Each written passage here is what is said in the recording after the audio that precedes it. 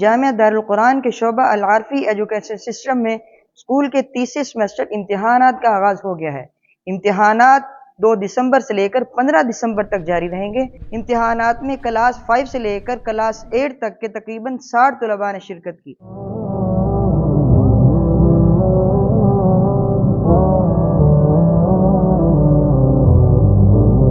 جامعہ دارالقران میں شعبہ تحفیظ کے ساتھ ساتھ کلاس ناظرہ بعد نماز مغرب اور اس کے ساتھ ساتھ اسکول کی تعلیم بھی دی جا رہی ہے۔